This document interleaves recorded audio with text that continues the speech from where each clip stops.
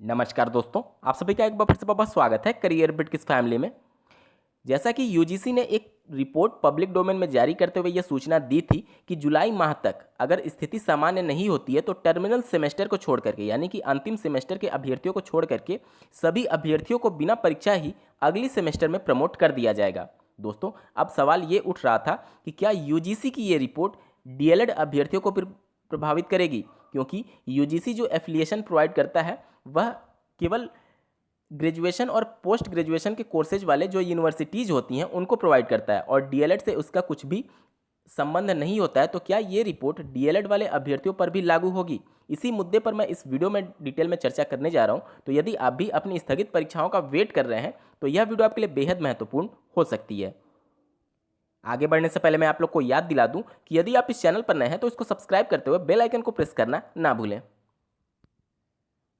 दोस्तों, जो ग्रेजुएशन के कोर्सेज होते हैं जो कि नॉन टेक्निकल हैं यानी कि बीए बीएससी और पीजी के जो कोर्सेज होते हैं उनकी जो यूनिवर्सिटीज़ होती हैं उनको एफिलिएशन प्रोवाइड करता है यूजीसी यानी कि यूनिवर्सिटी ग्रांट कमीशन।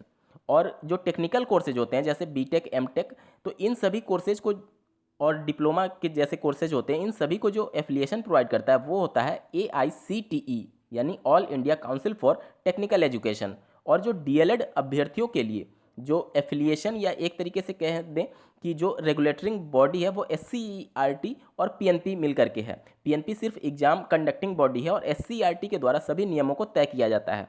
तो अब सवाल ये उठ रहा था कि तीनों के रेगुलेटरी बॉडी अलग अलग हैं, तो क्या यूजीसी की रिपोर्ट डीएलएड अभ्यर्थियों पर भी लागू होगी या फिर नहीं होगी? तो दोस्तों, इसके संदर्भ में एक न्यूज़पेपर में आर्टिकल निकली हुई थी, चलिए देखते हैं।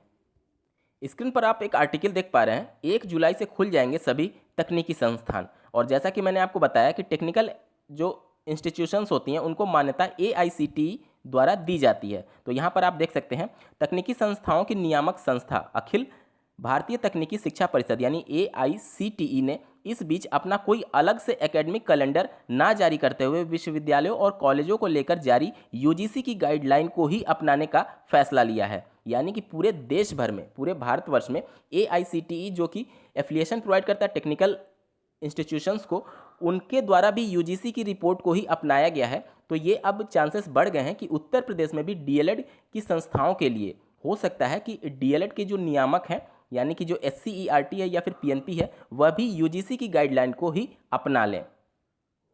यानी कि AICTE के द्वारा इस रिपोर्ट को अप्रूवल देने के बाद से अब अगर जुलाई तक स्थिति सामान्य नहीं होती है तो बीटेक एमटेक वाले अभ्यर्थी भी बिना परीक्षा ही अगली सेमेस्टर में प्रमोट किए जा सकते हैं जो कि टर्मिनल सेमेस्टर से बिलोंग नहीं करते हैं। इतने बड़े रेगुलेटरी बॉडी के द्वारा इस अप्रूवल को मान्यता देने के बाद से, यानी इस रिपोर्ट को अप्रूवल देने के बाद से अब छोटे छोटे जो रेगुलेटरी बॉडीज़ होते हैं जैसे कि डीएलएड की संस्थाओं के लिए जो होते हैं उनके द्वारा भी इस रिपोर्ट को मान्यता दी जा सकती है भविष्य में। दोस्तों, आप लोग का क्या कुछ कहना है कमेंट सेक्शन में जरूर बताइएगा और ऐसे ही महत्वपूर्ण अपडेट्स के लिए बने रहें करियर बिट के चैनल के साथ। धन्यवाद।